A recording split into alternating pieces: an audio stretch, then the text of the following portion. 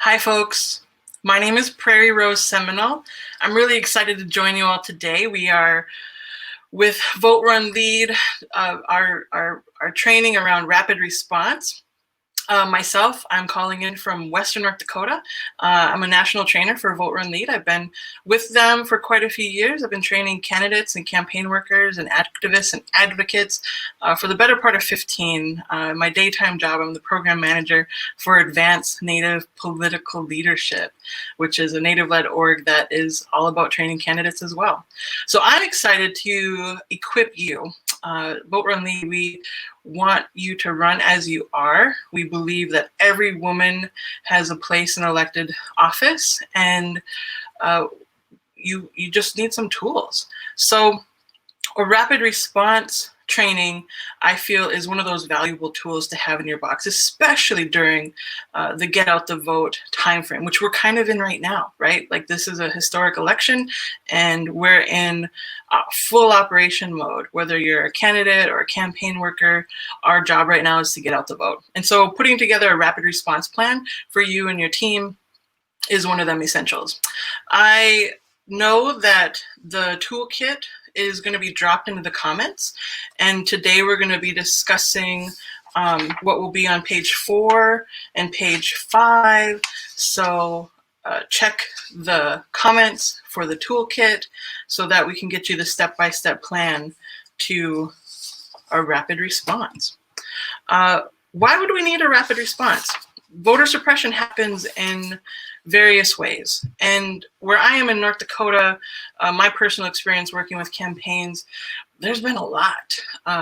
Whether it's needing new polling locations, whether it's needing more ballots when we've really turned out the vote and precincts we're losing ballots are going to run out, or other tactics that made us need to have a better plan in place. We needed to get some press around what was happening and what kind of tactics were being used.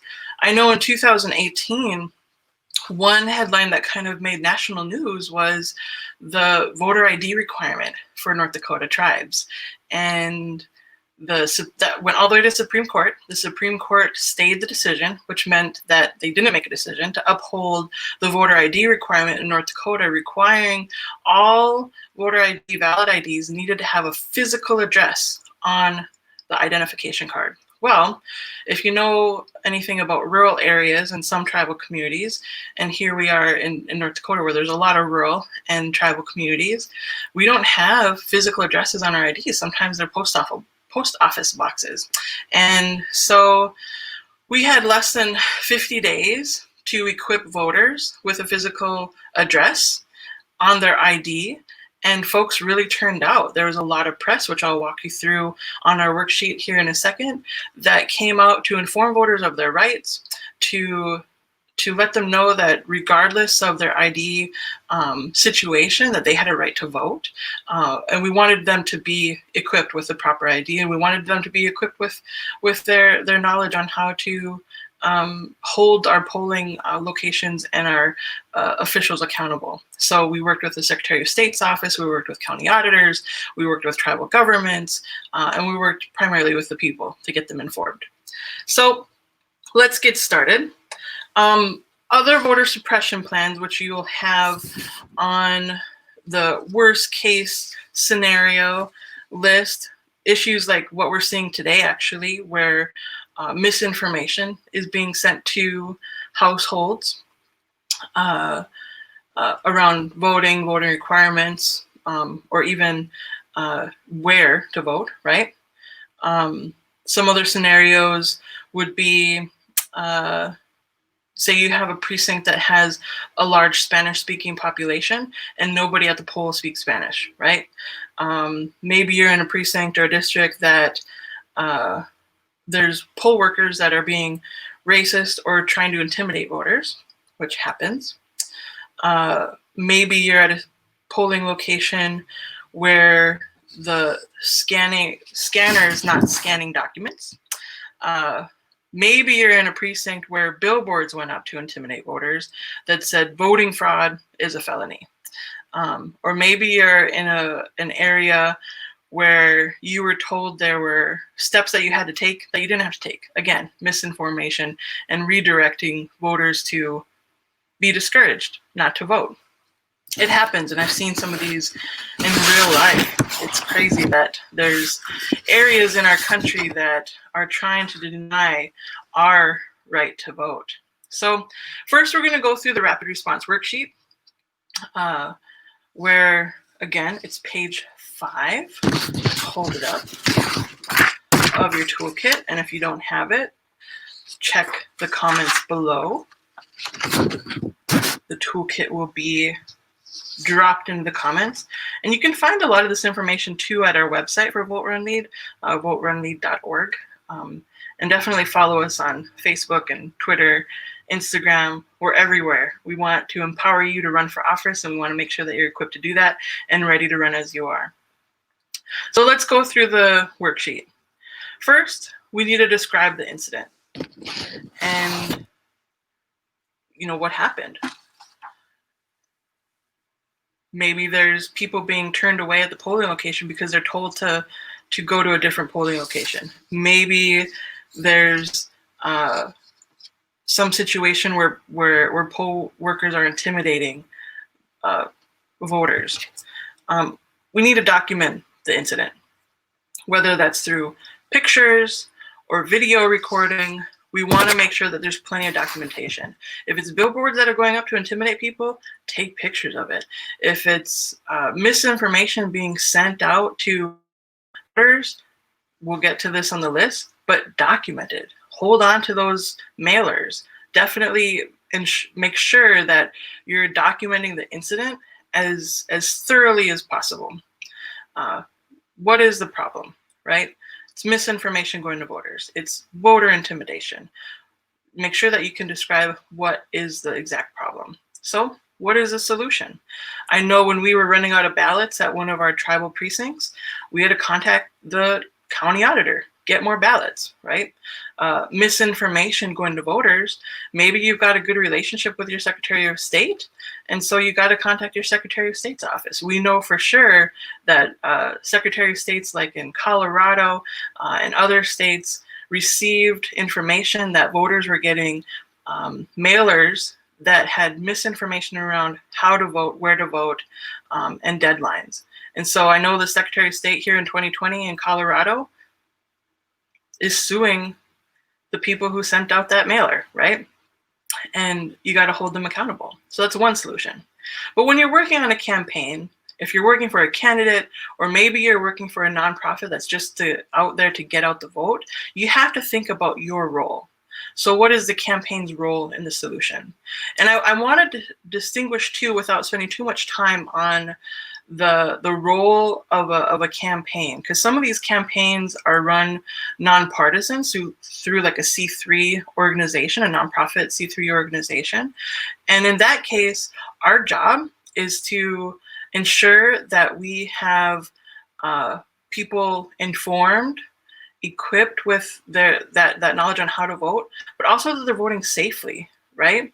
So those C3 organizations can only stay in a nonpartisan role to get out the vote.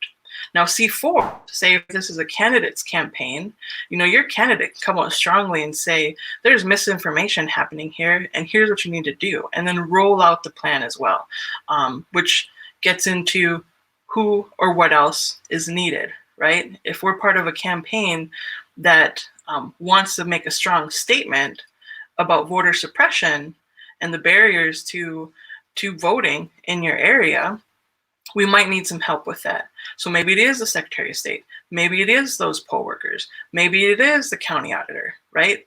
We have to see who's making the decision, and then how do we affect those decisions. So who or what else is needed? Documentation, right? Maybe we have to get the right information, right? In the case of North Dakota, to equip voters with the tribal IDs, we actually had to go out and buy printers, right, for the tribes, or equip the tribes with resources so that they can print more identification cards. So voters can go vote at the polling location in person. Now this year with the pandemic, we still want to ensure that people are equipped to vote, whether it's voting safely early through vote by mail or voting safely in person.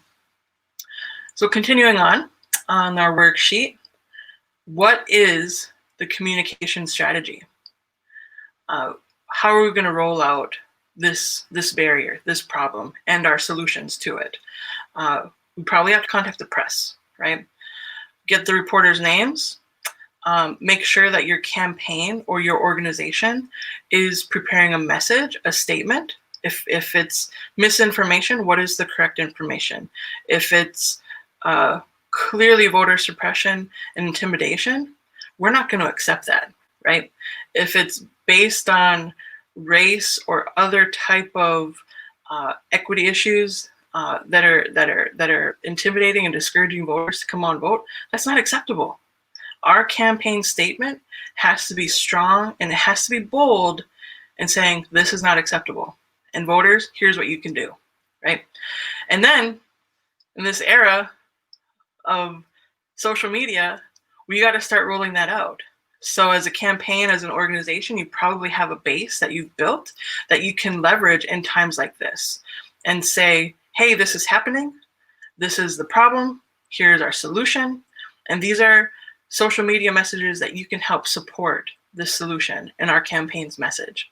So there's a lot of ways you can develop that social media strategy with your team, and hopefully you have an organization or a campaign equipped with a messaging person, a communications person, excuse me, that can help you draft those pieces. But test it out, right? Test it out in a way that is personal and communicating that solution and the right steps to take.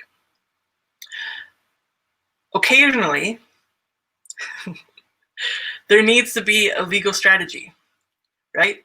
This might be years-long effort to ensure that everybody has the right to vote and a path to voting.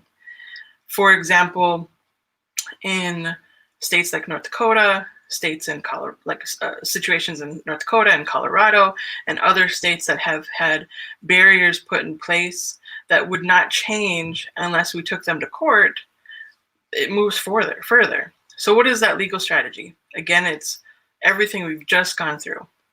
Description of the incident, documentation of that incident, whether it's pictures, video recordings, affidavits of witnesses, conversations with the community.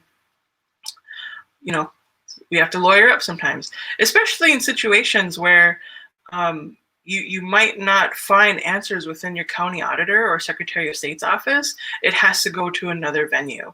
And that then takes a whole nother adventure pathway of justice, right? So I feel like we've covered a lot with the rapid response worksheet. And I know that there possibly is questions. So feel free to write questions in the chat box. And rolling out this plan is, like I said, one of those tools that we need within our toolbox for get out the vote efforts, because this is going to be something that, we're not planning for barriers. We're not planning for crisis. We want to ensure that we are planning to respond if and when necessary. So we're going to have a communication plan in place for rolling out to our base, rolling out to the press and social media, and then potential legal areas.